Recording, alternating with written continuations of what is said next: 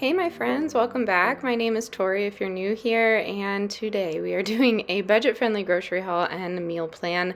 I know it's been a while. I have just been soaking up the holiday spirit and really just trying to hone in on my goals for the year. So if you are new here, hi, hello, my name is Tori. I am a wife, mother to four. I stay home and try and be prepared on a budget. We like to keep it pretty creative, pretty positive. So if you like that kind of thing, definitely hit the subscribe button and let's get into it. Alrighty, starting strong over here. We have quite a bit. Honestly, I say it so much. If you have not explored your Prime benefits and you're an Amazon member, I feel like Whole Foods is a hidden gem. There are so many inexpensive options at Whole Foods that have decent ingredients. They're not perfect, but if you can't find them at your local stores, which I'm having trouble finding, like Good Culture cottage cheese or organic bread that's not enriched, that's actually affordable. Honestly, Whole Foods, I'm telling you, I know some of you don't agree, but I find some deals. And then once again, everything under 130 this week. That's pretty decent for a family of six. However, we do keep our shelves stocked, and I'm a sucker for a deal, so I do work around the sales a lot. But let's get to it. Over here, starting strong, the Spindrift, much needed. Island Punch, non-alcoholic. I'm just kidding. This is not much needed. It is nice to have. Every once in a while, my Prime benefits brought this down to $4.99, normally a $7.99 for me, so I was excited for that. The meat deals were really awesome this week. So we got the pasture-raised, air-chilled, whole young chicken. I love doing that in the crock pot. The ground beef, there were two options, an organic, grass-fed, or non-grass-fed product of Uruguay. I don't know much about that. And then this one was from the United States. So I just got the ground beef that was not organic. I got uncured bacon bits. I was bamboozled because I did think it was a larger bag, but that's okay. I'm just going to put these in eggs throughout the week. I do like the Welshire brand. We specifically do like their smoked kielbasa. So I have that as well. And then we like it just because it's raised with no antibiotics and typically has no nitrates, which is great. We have bell pepper and onion, wild caught salmon. The baby's talking over there. This is 2 patties, but they're really tasty to put over top of salads or in a burger form. I got the regular coated, the gluten-free. Okay, let's see if this works. Someone wants to be part of the action. Coconut breaded chicken tenders, like I was saying, not gluten-free. Wow, okay, that's fun for the interwebs.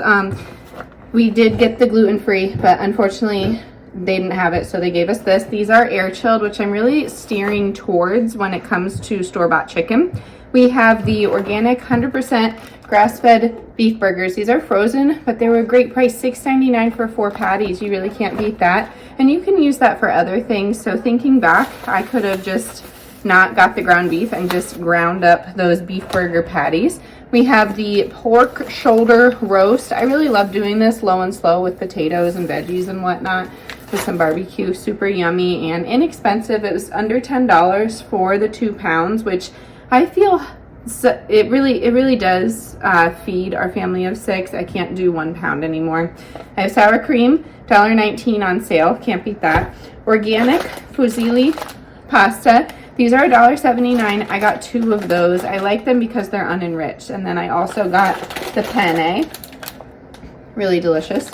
Bananas, of course. I got 8 of those. I really wanted to try this natural catch tuna. And this is the tuna in oil. And I've talked about it on the other channel, but I've really been trying to, in my postpartum period, go more towards the Mediterranean diet. I just find that I feel better on that, and I wanted to put this over top of some grain and see how it goes. So I'm excited to try that. We have organic salted butter. We have flavor bombs. We'll see. They'll do until the postpartum garden starts. I have 1 picked up so they don't cry, but here comes another one screaming, so apologies. Fermented beet kraut. I really like this. You really just want 1 or 2 ingredients. So this is red cabbage, red beets, carrots, kosher salt, and that's it. I have Monterey Jack cheese. I also have sharp cheese. I have blueberries, if I didn't say that. The Good Culture cottage cheese. They didn't have the big one, so I just got the little. I really like this. I just divide it in 2. I got some organic pears. I got some organic Fuji apples. You know what an apple looks like. I have a big thing of healthy fats, avocados. I got the mini chocolate croissants for my husband. I would have liked to make these on my own, and I thought I ordered the frozen non-baked version, but that's okay. These were on sale for $4. You really can't beat that. Typically they are $8. Yeah, so it was 50% off with the Prime deal, so that's pretty good. I did get the organic artisan white bread, again under $5, to find a loaf that's unenriched with decent ingredients. There is expeller sunflower oil in this, so I don't know. It depends where you're at on your journey, but this is okay for now.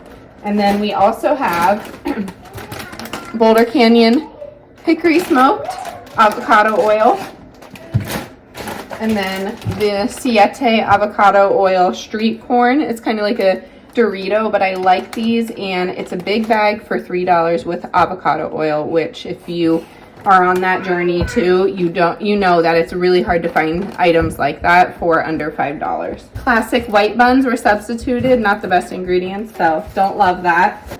And then some organic chicken broth for soups.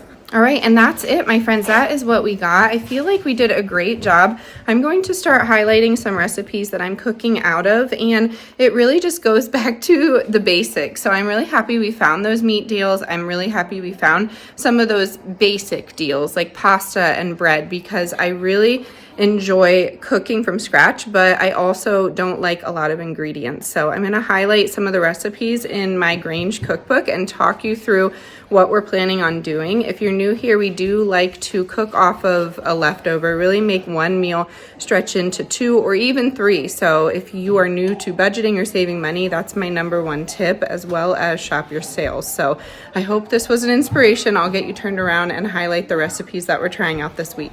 Here's the setup. It's taken me a bit longer.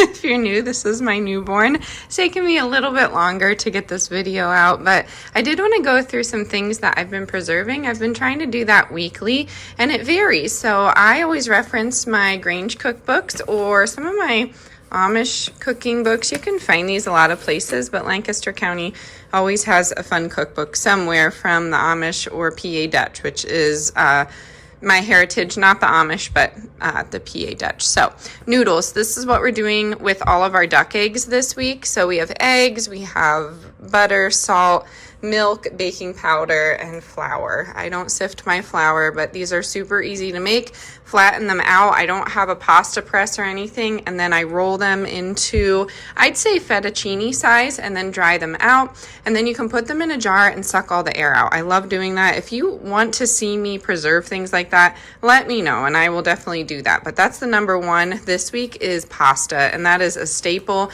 We just put meat with pasta. I make a quick Alfredo or a tomato sauce, and then pair it with a veggie, and it's so hearty and so filling for this season. Another thing I'm doing is chow chow. I do that right around January every year, and if you're not familiar with chow chow, it's super tasty. It's just a bunch of veggies in a vinegar solution, but people do it differently. I like making mine with beans. Some people do not. So chow chow can go on salad. It can go on the side. It's a really great ferment if you're going to go that route. I don't do a lot of sugar in mine, to be honest with you, but it's super tasty. And then on the subject of just canning, we've run out of homemade ketchup. So this is the recipe that I like to use. I don't do a lot of cinnamon in mine. Catsup is what they call it here. But as you can see, there's a bunch of different things for canning and preserving. I might do a soup if I have time. The hamburger vegetable soup is super tasty, but I don't think I'll be canning it. I think this will just be a staple for this week's rotation. And the alphabets, instead, we just do elbow macaroni. But very tasty. If you want, you can, take screenshots of these. I don't know how it works with me sharing this information. If you need something more typed out, you let me know. I'm going to move on, not to cakes and frostings, but some other ones that I've bookmarked for the week, and hopefully that will give you some inspiration to shop with, cook with just the basics. Okay, another good one is halupki, and that's just bacon, onion, beef, and then cabbage. Honestly, I just put it in one big skillet and go from there. Halupki traditionally is wrapped up, all of this ingredient is wrapped up in the cabbage and then simmered in the tomato sauce, but I just like to dice everything up and put it together. So call it halupki in a bowl, if you will. Alrighty, and then typically for New Year's, it's a tradition to do pork and sauerkraut. I know everyone has their traditions, so I'd love to hear them in the comments below, but that is on New Year's Day, and we just serve it with potatoes, and it's said to give you good luck. On New Year's Eve, on New Year's night, we try and do some sort of seafood. I like the 7 Seas casserole. Instead of the cream of celery soup, I substitute it with something tomato-based, but I put mussels in there. I have shrimp. Sometimes I do scallop, whatever I can get wild caught. Farm raised fish is not the best for you, so if you're interested, just try and find something. And then that tuna that I found in oil I thought would be really good, but tomato based with cheese and rice is going to be delicious. So 7 Seas casserole is a staple.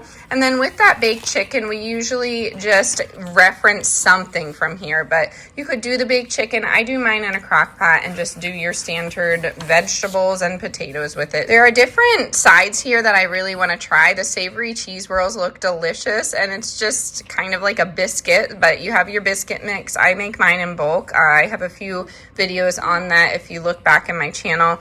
And then I have the grated cheddar, the pimento, parsley, and butter, and I thought that would be good with the chicken this week. But like I said, keeping it very basic with the ingredients we have. And then on the subject of those ingredients, you know, if I don't have them, I just try my best to substitute them with what I think will be tasty for my family, and that's a great way to save money as well. And then on the subject of breakfast, I get questions often. We are typically doing bacon and eggs, or just eggs and toast. We get eggs from our chicken, so it's just really what you can handle. I would suggest looking for something protein rich, but if you can't do that, that's fine too. Toast and fruit, just really keep it simple. Honestly, a piece of fruit goes a long way. You get some fiber, you get a little sugar, and you know, pair that with some protein and you're good to go. So don't complicate breakfast. And then for lunch, we're always doing leftovers. Some people don't love leftovers, but honestly, that's what saves us the most money. So really work with what you have and get creative. If you have any questions about ingredients that you're stuck on, I always like making things out of those ingredients. I can give you a few ideas that we've used in the past. And that is going to do it for today's video. Thank you so much for hanging out. Again, I know it's been a while, and I know most of you understand. We're just in that season of the holiday chaos combined with a brand new baby and 3 other children to take care of. So I'm trying my best to get some content out to you. I'm always open to new ideas, so let me know what you want to see in the description box down below. Happy holidays and Happy New Year, and I will catch you on the next one. Stay adventurous, stay creative. Bye, y'all.